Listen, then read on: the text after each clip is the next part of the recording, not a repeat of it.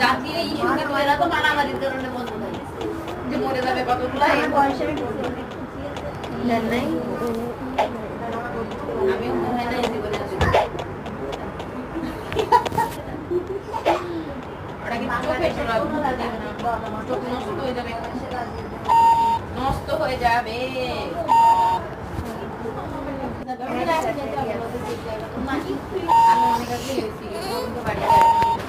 আমি 22 থেকে তেল দিয়েছি ওটা অনেক গন্ধ খারাপ গন্ধ গন্ধ সেই আমলা